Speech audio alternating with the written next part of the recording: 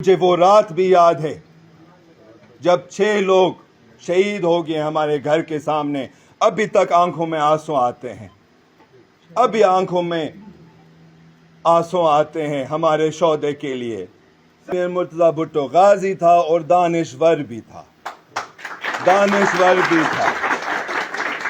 اگر وہ زندہ رہتا تھا آج بھی, اگر وہ زندہ رہتا تھا آج بھی, تو پاکستان بالکل ہی الگ ملک ہوتا. ان کے نظریہ کو آگے لے کے جا رہے ہیں جس میں نہ صرف روٹی کپڑا اور مکان شامل تھا مگر اس کے ساتھ بھی پانی, بجلی اور گیس.